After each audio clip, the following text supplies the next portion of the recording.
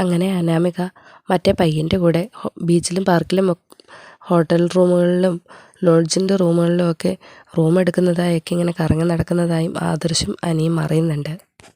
പക്ഷേങ്കിൽ അവർക്കിത് ആരോടും തന്നെ പറയുവാൻ കഴിഞ്ഞിരുന്നില്ല. മുത്തശ്ശൻ അറിഞ്ഞാൽ മുത്തശ്ശൻ എങ്ങനെ പ്രതികരിക്കുമെന്ന് അവർക്കറിയില്ല. അതൊക്കെ ചിന്തിച്ച് അവരൊന്നും ആരോടും പറഞ്ഞില്ല. അനാമികയുടെ സ്വഭാവം ഇങ്ങനെയാണെന്ന് അറിഞ്ഞത് പിന്നെ ആദർശം അവളെ അധികം സപ്പോർട്ട് ചെയ്യാനൊന്നും നിൽക്കുന്നില്ല. ആദർശം അനിയോട് പറയുന്നുണ്ട്, ഇനി നീ അവളെ ഒത്തിരി അപ്സെറ്റ് ചെയ്യാനൊന്നും നിൽക്കേണ്ട. ഇത്രയും നാളും അവളെ സ്നേഹിക്കണം, എങ്ങനെയും അഡ്ജസ്റ്റ് ചെയ്ത് അവളുടെ കൂടെ മുന്നോട്ട് പോകണം എന്നൊക്കെയായിരുന്നു ആദർശ് പറഞ്ഞിരുന്നത്. എന്നാൽ ആദർശ് അതെല്ലാം ഇപ്പം മാറ്റി പറയുന്നുണ്ട്. കാരണം അനാമികയുടെ സ്വഭാവം ഇപ്പം ആദർശന് നല്ല രീതിയിൽ മനസ്സിലായി തുടങ്ങിയിട്ടുണ്ട്. ആദർശ് അനിയോട് പറയുന്നുണ്ട്, മോനെ നിനക്കെങ്കിലും നേരത്തെ ഇതെന്നോട് പറയാമായിരുന്നു. അവസാന നിമിഷം വന്ന് പറഞ്ഞു ഞാൻ എന്ത് ചെയ്യാനാ? പല തവണ ഞാൻ നിന്നോടും നയനയോടും എല്ലാവരോടും ചോദിച്ചതാ, എന്തെങ്കിലും പ്രശ്നമുണ്ടോ, നിനക്ക് ഈ കല്യാണത്തിന് താല്പര്യമില്ലേ എന്നൊക്കെ. പക്ഷേ അന്ന് അതെല്ലാവരും കൂടെ മറച്ചു വെച്ചു. ഏട്ടാ, അത് പിന്നെ ഇപ്പോൾ വേണമെങ്കിലും തിരുത്താമല്ലോ. അവളെ ഉണ്ടല്ലോ, അവൾ എൻ്റെ ഭാര്യ എന്ന് പറഞ്ഞ് നടക്കുന്ന അനാമിക, അവളെ ഇനി എനിക്ക് ഒരിക്കലും അംഗീകരിക്കാൻ പറ്റില്ല. അപ്പോൾ ആദർശ് പറയുന്നുണ്ട്, നീ എന്താടാ ഇങ്ങനെ പറയുന്നത്? നീ പറയുന്ന പോലെ ഇടിപിടിയെന്നൊന്നും കാര്യങ്ങൾ ചെയ്യാൻ പറ്റില്ല. മുത്തശ്ശൻ്റെയും ഈ വീട്ടിലുള്ളവരുടെ സ്വഭാവമൊക്കെ നിനക്കറിയാവുന്നതല്ലേ. അതുമാത്രമല്ല നമ്മുടെ കുടുംബത്തിൻ്റെ പാരമ്പര്യം നിനക്കറിയാവുന്നതല്ലേ. എല്ലാം അറിഞ്ഞു വെച്ചുകൊണ്ട് നീ ഇങ്ങനെയൊക്കെ സംസാരിക്കാവോ എന്ന് ആദർശ് ചോദിക്കുമ്പോൾ അനി പറയുന്നുണ്ട്, പിന്നെ ഞാൻ എന്ത് ചെയ്യും ആദർശേട്ടാ? പരസ്പരം സ്നേഹിക്കാതെ എത്രയെന്ന് വെച്ചാൽ ഒരു ദാമ്പത്യ ജീവിതം മുന്നോട്ട് കൊണ്ടുവന്നത്. എനിക്ക് അവളെ ഒരു തുള്ളി പോലും അംഗീകരിക്കാൻ പറ്റിയിട്ടില്ല. അവൾക്കും അങ്ങനെ തന്നെയാണെന്നാണ് എൻ്റെ വിശ്വാസം. അതുകൊണ്ടല്ലേ അവൾ മറ്റു പയ്യന്മാരുടെ കൂടി ഇങ്ങനെ ചുറ്റിക്കറങ്ങിക്കൊണ്ടിരിക്കുന്നത്. ലോഡ്ജിലും ഹോട്ടൽ മുറികളിലും ഒക്കെ ആയിട്ട് എത്ര തവണ അവളെ എൻ്റെ കൂട്ടുകാർ കണ്ടിട്ടുണ്ടെന്നറിയുമോ? തെളിവ് സഹിതം അവന്മാരെന്നെ അത് കാണിച്ചു തന്നിട്ടുമുണ്ട്. അവളുടെ കാര്യം എനിക്ക് പറയാൻ തന്നെ അറപ്പ് തോന്നുന്നു ആദർശേട്ടാ. അവളുടെ ഈ കാര്യങ്ങളൊക്കെ പുറംലോകം അറിഞ്ഞാൽ ആദർശേട്ടൻ പറഞ്ഞ ഈ കുടുംബ മഹിമയും പാരമ്പര്യമൊക്കെ എവിടെ ചെന്ന് നിൽക്കും? ആദർശേട്ടൻ അതിനെപ്പറ്റി ചിന്തിച്ചു നോക്കിയിട്ടുണ്ടോ?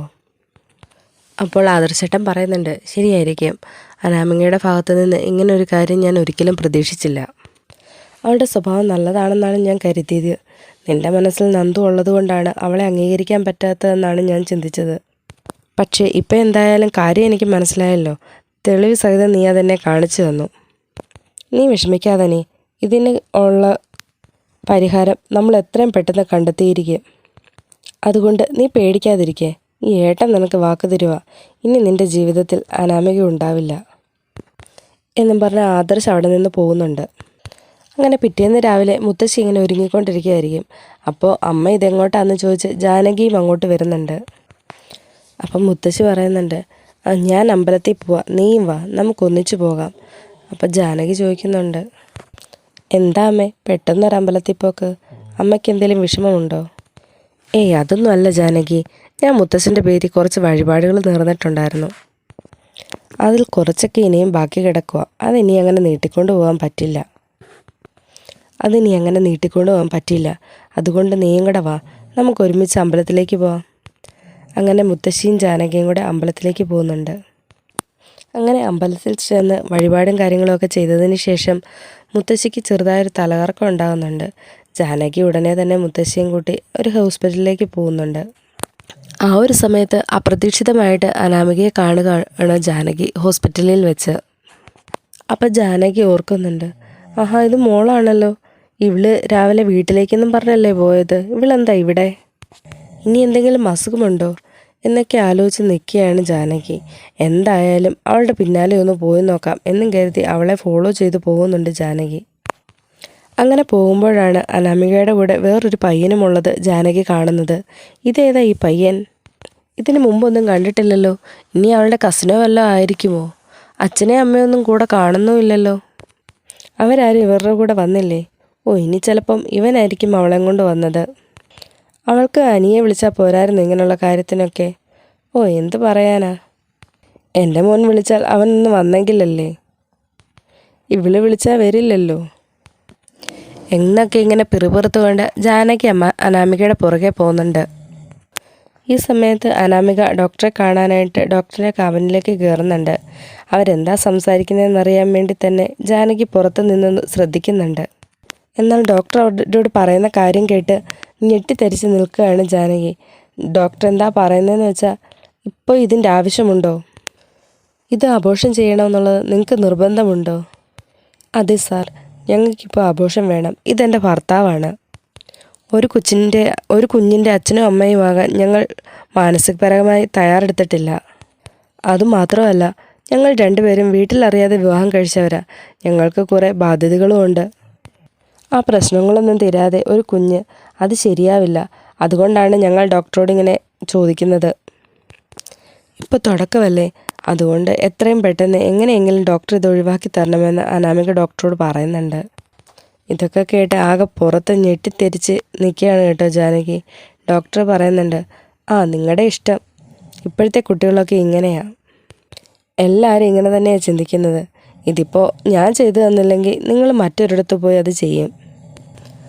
എന്തായാലും ഞാൻ തന്നെ ചെയ്തു തന്നേക്കാം എന്നും പറഞ്ഞ് ഡോക്ടർക്ക് മരുന്നിൻ്റെ കുറിപ്പൊക്കെ എഴുതി കൊടുക്കുന്നുണ്ട്.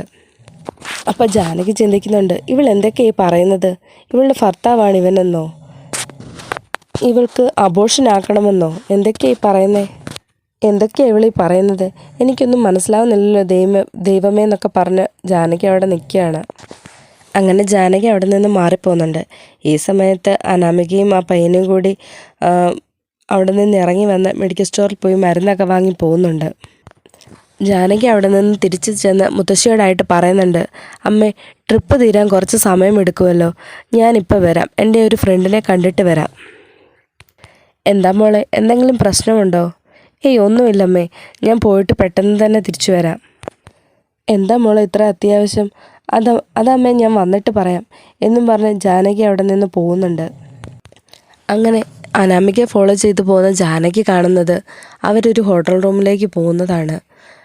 അവർ പോയി ചെക്കിങ് ഒക്കെ ചെയ്ത് റൂമിലേക്ക് കയറി പോകുന്നുണ്ട്. ഇത് കണ്ട് ജാനകി അവിടെ ചെന്ന് റിസപ്ഷനിൽ ചോദിക്കുന്നുണ്ട്, അവർ സ്ഥിരമായിട്ട് ഇവിടെ വരാറുണ്ടോ, എന്താ അവർ കല്യാണം കഴിഞ്ഞതാണോ എന്നൊക്കെ ചോദിക്കുന്നുണ്ട്. അപ്പോൾ അവർ പറയുന്നുണ്ട്, അതെ മാഡം, അവരുടെ മിക്കവാറും ഇവിടെ വരാറുണ്ട്, അവരുടെ വിവാഹം കഴിഞ്ഞതാണ്, അവർ കപ്പിൾസാണ് എന്നാണ് പറഞ്ഞത് എന്നൊക്കെ പറയുന്നുണ്ട്. അങ്ങനെ കാര്യങ്ങളൊക്കെ അന്വേഷിച്ച് മനസ്സിലാക്കിയ ജാനകി അവിടെ നിന്ന് കാറിലേക്ക് വന്നിട്ട് അനാമികയെ ഒന്നും അറിയാത്ത രീതിയിൽ ഫോൺ വിളിക്കുന്നുണ്ട്. മോൾ എവിടെയാണ്? ഞാൻ വീട്ടിലുണ്ടമ്മേ. മോൾ വീട്ടിലുണ്ടോ? മോൾ അച്ഛൻ്റെ കയ്യിലൊന്ന് ഫോൺ കൊടുത്തേ, ഞാൻ അദ്ദേഹത്തോടൊരു കാര്യം ചോദിക്കട്ടെ. അത് പിന്നെ അമ്മേ, അച്ഛൻ പുറത്തേക്ക് പോയല്ലോ. എന്നാൽ അമ്മയുടെ കൊടുക്ക്.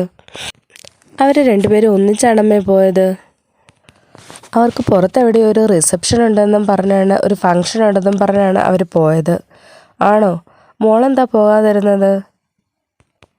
ഞാൻ പോയില്ലമ്മേ, എനിക്കൊരു മൂഡില്ലായിരുന്നു. അവിടെ ചെന്നാൽ ഓരോരുത്തർ കുത്തി ചോദിക്കാൻ തുടങ്ങും, നിൻ്റെ ഭർത്താവ് എന്തിയെ, നീ ഒറ്റയ്ക്കാണോ വന്നത്? അവരോടൊക്കെ ഞാൻ എന്ത് മറുപടി പറയാനാ? അതൊക്കെ ഓർത്തപ്പോൾ പോകണ്ടെന്ന് വെച്ചു എന്നൊക്കെ അനാമിക പറയുകയാണ്. അങ്ങനെയാണോ?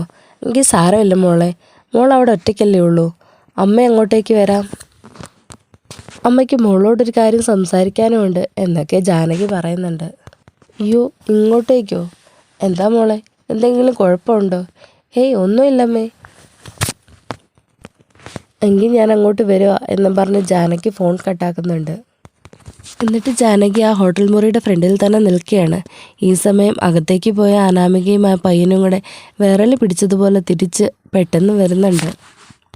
നീ ഒന്ന് പെട്ടെന്ന് വന്നേടാ എന്നും പറഞ്ഞുകൊണ്ട് അനാമിക ആ പയ്യനെയും കൂട്ടി പെട്ടെന്ന് അവിടെ നിന്ന് പോകുന്നുണ്ട്. അപ്പോൾ ജാനകിയും അവരുടെ പിന്നാലെ തന്നെ പോകുന്നുണ്ട്.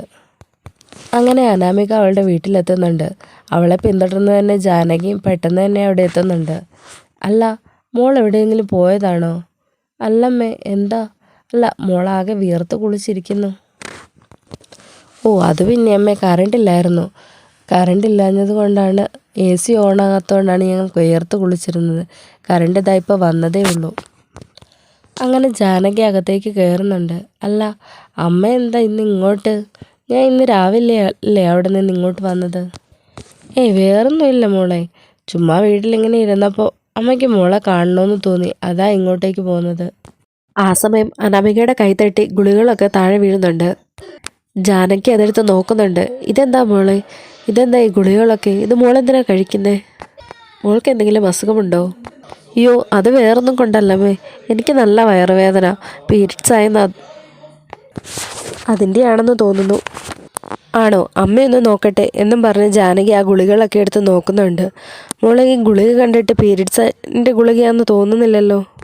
ഇത് കണ്ടിട്ട് അബോർഷൻ്റെ ഗുളികളാണെന്ന് തോന്നുന്നല്ലോ മോളെ എന്നൊക്കെ പറയുമ്പോഴത്തേക്കിനും അനാമിക ഒന്ന് ഞെട്ടുന്നുണ്ട്. ഈ അമ്മ എന്തൊക്കെയായി പറയുന്നേ? അങ്ങനെ അബോർഷൻ്റെ ഗുളികളൊക്കെ പുറത്തു നിന്ന് വാങ്ങിക്കാൻ കിട്ടുമോ? അമ്മയ്ക്കിതെന്താ പറ്റിയത്? അമ്മ ഒരുമാതിരി സംശയമുള്ളതുപോലൊക്കെ ചോദിക്കുന്നേ എന്നൊക്കെ ചോദിക്കുകയാണ് അനാമിക. അമ്മേ, എനിക്ക് പീരിയഡ്സ് ആയിരിക്കുക, അതുകൊണ്ടാണ് ഞാൻ അമ്പലത്തിലേക്ക് പോലും ഒന്ന് പോകാഞ്ഞത്. ആ ഗുളിക കഴിച്ച് ഒന്ന് മയങ്ങി എഴുന്നേൽക്കുമ്പോഴത്തേക്കിനും എൻ്റെ വേദനയൊക്കെ മാറും. എൻ്റെ കസിൻ ഇപ്പോൾ ഇത് വാങ്ങിക്കൊണ്ട് തന്നിട്ട് അങ്ങോട്ടൊക്കെ പോയതേ ഉള്ളൂ എന്നൊക്കെ പറഞ്ഞിങ്ങനെ ഉരുണ്ട് കളിക്കുകയാണ് കേട്ടോ അനാമിക. ജാനകി ആണെങ്കിൽ അവൾ എത്രത്തോളം പോകുമെന്നറിയാൻ വേണ്ടി വീണ്ടും വീണ്ടും ഇങ്ങനെ ഓരോ ചോദ്യങ്ങൾ ചോദിച്ചുകൊണ്ടിരിക്കുകയാണ്. ജാനകിക്ക് കാര്യം മനസ്സിലായല്ലോ, പക്ഷേ ഇനി എന്ത് ചെയ്യണമെന്നറിയാതെ ഇങ്ങനെ വല്ലാത്തൊരവസ്ഥയിൽ നിൽക്കുകയായിരിക്കും.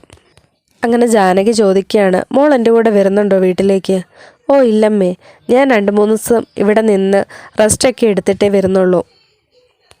അപ്പം തന്നെ ജാനകിക്ക് കാര്യം മനസ്സിലാകാണ്. അവൾക്ക് അബോർഷൻ ചെയ്യാൻ വേണ്ടി ഹോസ്പിറ്റലിലേക്ക് പോകാൻ വേണ്ടിയിട്ടാണ് 2-3 ദിവസം ഇവിടെ നിൽക്കണമെന്ന് പറയുന്നത്. എങ്കിൽ ഞാൻ പോയി വരട്ടെ മോളെ, അമ്പലത്തിൽ വരെ വന്നതായിരുന്നു, അപ്പോഴാണ് മോളെ ഒന്ന് കാണണമെന്ന് തോന്നിയത്.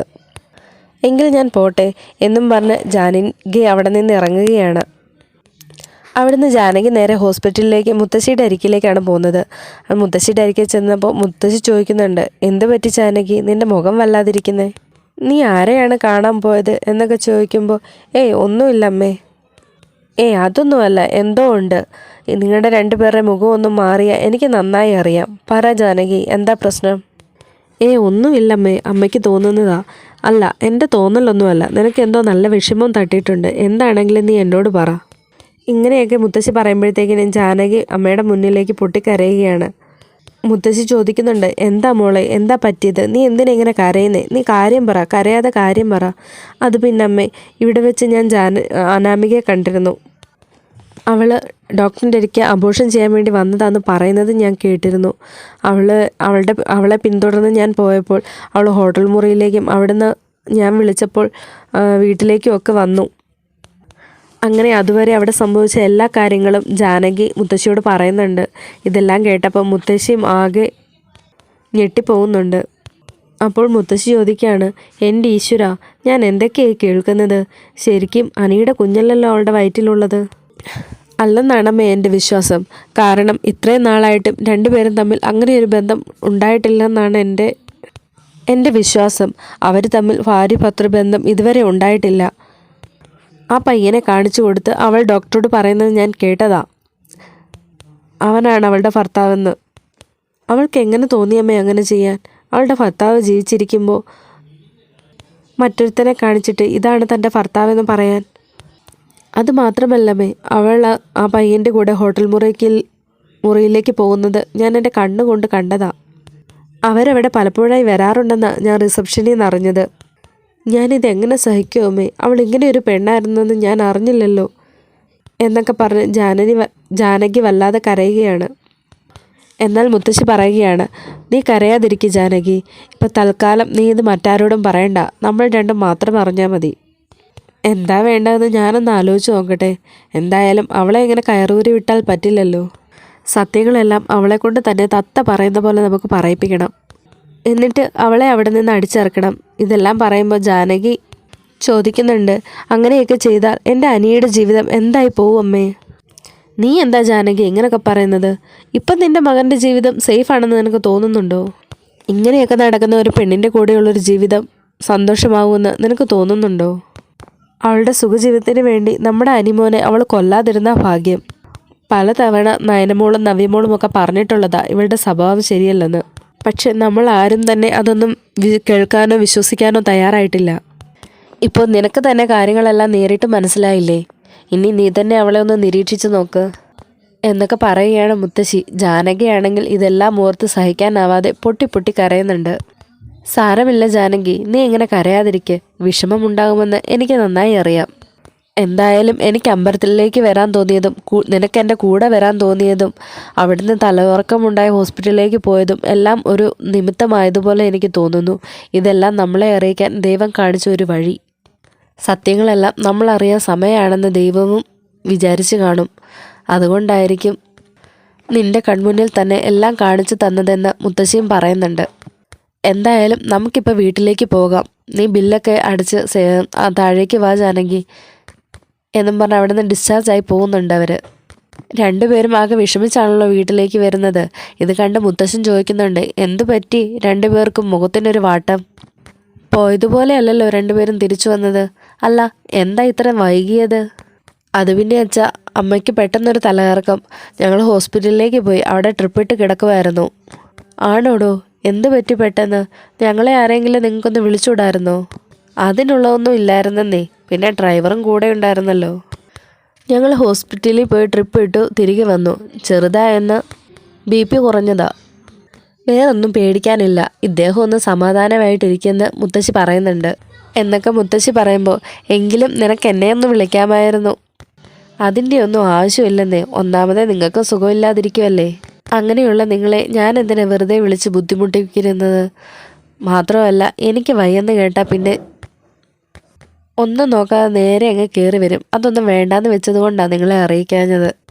പിന്നെ എല്ലാറ്റിനും കൂടെ ജാനകി ഉണ്ടായിരുന്നല്ലോ എന്നൊക്കെ പറയുകയാണ് മുത്തശ്ശി. എന്നാൽ ജാനകി വല്ലാതെ വിഷമത്തിലിരിക്കുന്നത് മുത്തശ്ശി കാണുന്നുണ്ട്.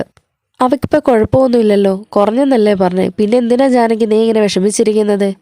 ഒന്നുമില്ല അച്ഛാ, വല്ലാത്ത ക്ഷീണം, ഞാനൊന്ന് കിടക്കട്ടെ എന്നും പറഞ്ഞ് ജാനകി അവിടെ നിന്ന് പോകുന്നുണ്ട്. എന്താടോ, എന്താ പറ്റിയത്? എന്താ അവൾക്കൊരു ബുദ്ധിമുട്ട് പോലെ? എന്തെങ്കിലും ഉണ്ടായോ? അവളെ വഴക്കു അറിയുമെല്ലാം ചെയ്തോ നീ? എന്തൊക്കെ ചോദിക്കുമ്പോൾ മുത്തശ്ശി പറയുന്നുണ്ട്, അത് പിന്നെ ഒരു പ്രശ്നമുണ്ട്. നിങ്ങളതൊന്നും കേട്ട് മനസ്സ് വിഷമിക്കരുത്. ബാ, ഇവിടെ വെച്ച് പറഞ്ഞത് ശരിയാവില്ല. നമുക്ക് റൂമിൽ ചെന്ന് പറയാം. തൽക്കാലം ഇക്കാര്യം വേറെ ആരും അറിയണ്ട എന്നും പറഞ്ഞ് മുത്തശ്ശിനെയും കൂട്ടി റൂമിലേക്ക് പോകുന്നുണ്ട്. അങ്ങനെ ഹോസ്പിറ്റലിൽ വെച്ചുണ്ടായ കാര്യങ്ങളും ജാനകി മുത്തശ്ശിയോട് പറഞ്ഞു കൊടുത്ത കാര്യങ്ങളും എല്ലാം മുത്തശ്ശിനോട് പറയുന്നുണ്ട്. ആഹാ, അവൾ അത്രയ്ക്കായോ? അവളെ ഞാനിന്ന് ശരിയാക്കുന്നുണ്ട് എന്നും പറഞ്ഞ് മുത്തശ്ശൻ ചാടി എഴുന്നേൽക്കുകയാണ്. വേണ്ട, ഇപ്പോൾ വേണ്ട. ഇപ്പം നമ്മൾ പ്രതികരിക്കാൻ നിന്നാൽ അത് വലിയൊരു പ്രശ്നമാകും. ആദ്യം ഇതിൻ്റെയൊക്കെ സത്യാവസ്ഥ എന്താണെന്നറിയണം. ആ പയ്യൻ്റെ കൂടെ പോയി അബോർഷൻ ചെയ്യാനെന്ന് പറഞ്ഞല്ലേ ഡോക്ടറെ കണ്ടത്? അതിൻ്റെ പിന്നിൽ എന്തെങ്കിലും സത്യമുണ്ടോ എന്ന് നമുക്ക് ആദ്യം മനസ്സിലാക്കണം. എല്ലാം സത്യമാണോ എന്ന് അന്വേഷിച്ചറിഞ്ഞതിന് ശേഷം മാത്രം പ്രതികരിച്ചാൽ മതിയെന്ന് മുത്തശ്ശനോട് പറയുന്നുണ്ട്. മുത്തശ്ശി പറഞ്ഞത് കേട്ട് മുത്തശ്ശനൊന്ന് അടങ്ങുന്നുണ്ട്. എന്താടോ ഇത്? എനിക്കൊന്നും മനസ്സിലാകുന്നില്ല. നമ്മുടെ മക്കളും അവരുടെ ഭാര്യമാരും ഒക്കെ ആയിട്ട് എത്ര സന്തോഷത്തോടു കൂടിയായി കുടുംബം മുന്നോട്ട് പോയിക്കൊണ്ടിരുന്നത്. പക്ഷേങ്കിൽ പേരക്കുട്ടികളുടെ കല്യാണം കഴിഞ്ഞതിൽ പിന്നെ സമാധാനം എന്തെന്നറിഞ്ഞിട്ടില്ല. മക്കളും മരുമക്കളും അമ്മായിമ്മയും മരുമക്കളും എല്ലാമായിട്ട് പോരും പഴക്കവുമായിട്ടാണ് മുന്നോട്ട് പോയിക്കൊണ്ടിരിക്കുന്നത്. ഭർത്താവും ഭാര്യയുമായിട്ട് പോലും സ്വരച്ചോർച്ചയില്ല. നീ ഒന്ന് ആലോചിച്ച് നോക്കിയേ. നവ്യയും അഭിയും തമ്മിലും നയനയും ആദർശം തമ്മിലും ആദ്യമൊക്കെ പ്രശ്നങ്ങളല്ലായിരുന്നോ? ഇപ്പോൾ അനിയും അനാമികയും എല്ലാവരും പരസ്പരം സ്നേഹിക്കാനോ ബഹുമാനിക്കാനോ ഒന്നും സമയം കണ്ടെത്തുന്നില്ല. ആർക്കും അതിനൊന്നും താല്പര്യവുമില്ല. എല്ലാവർക്കും പണവും സ്വത്തുമാണ് ആവശ്യം.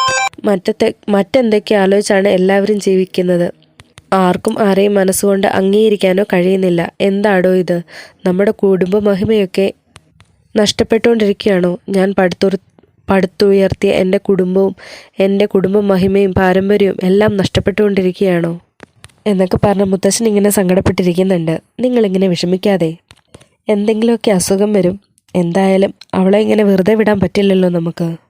ഇങ്ങനെ പിഴച്ചു നടക്കുന്നൊരു പെൺകുട്ടിയാണ് അവളെങ്കിൽ അവൾ ഒരിക്കലും നമ്മുടെ അനിമോന് ചേരില്ല. അവൻ എന്തൊക്കെയാണെന്ന് പറഞ്ഞാലും അവൻ മനസ്സുകൊണ്ടൊരു പാവമാണ്. അവൻ ഒരിക്കലും ഓരോരുത്തരെയും നുള്ളിപ്പോലും നോവിക്കാൻ കഴിയാത്തൊരു മനസ്സാണ് അവൻ്റേത്. അങ്ങനെയുള്ള നമ്മുടെ മകൻ്റെ ഒരു ജീവിതത്തിൽ ഇങ്ങനെയുള്ളൊരു പെണ്ണ് അത് വേണ്ട എന്ന് മുത്തശ്ശി ഇങ്ങനെ തറപ്പിച്ച് പറയുകയാണ്. എന്തായാലും ഞാൻ ഇതേക്കുറിച്ചൊന്ന് അന്വേഷിക്കട്ടെ എന്ന് പറയുന്നുണ്ട് മുത്തശ്ശൻ.